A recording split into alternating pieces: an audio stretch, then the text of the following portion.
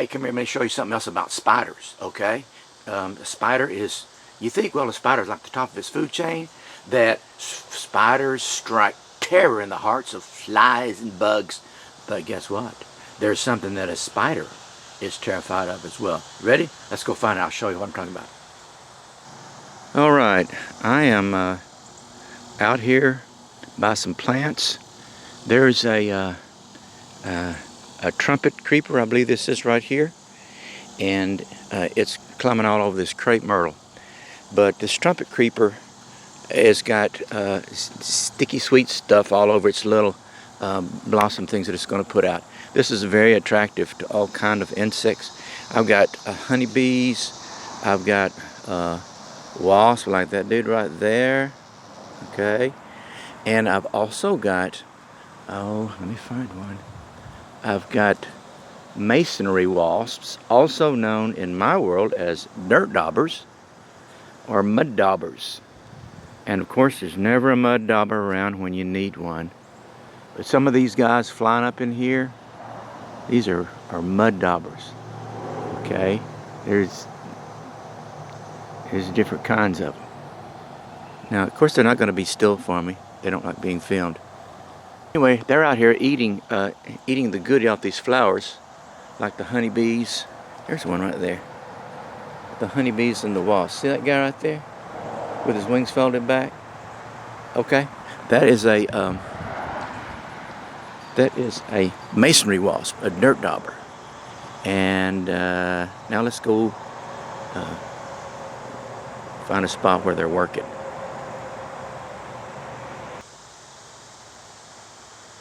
Now these mud daubers are going to find a wet spot like this. Here's a spot behind my air conditioner that's wet and muddy, and they'll be over here gathering up little balls of mud. You'll hear them kind of talking to themselves and humming a tune, whistle while they work.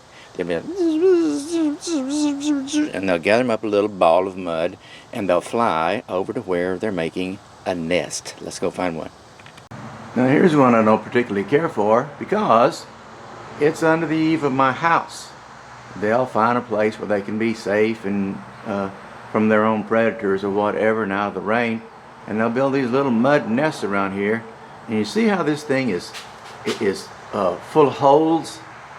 Well, let me tell you the story about those holes here, okay? And by the way, this could all be prevented here if I would paint the eave light blue. Dirt daubers hate light blue. Maybe it reminds them of the sky. And they won't build on a light blue painted surface. Who knew, huh? Okay, here's a ginormous mud dauber nest that I found out in my shed. In fact, it looks like it's 4 or 5 stacked on top of each other. There's some ambitious little creatures, all right. Oh, there's by the way, that little thing right there, that is a brown recluse shell. That's they grow and they molt and they get bigger. Ugh. Anyway.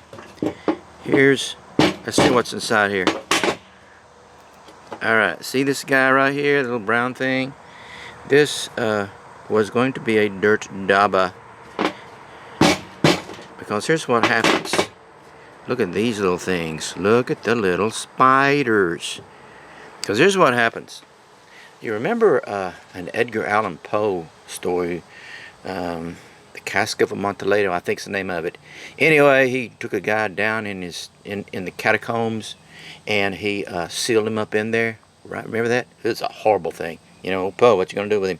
Well, here's the real life Edgar Allan Poe, because God has created these things this way.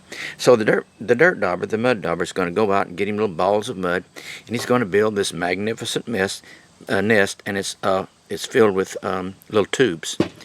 Now, then, the lady flies out and she finds spiders.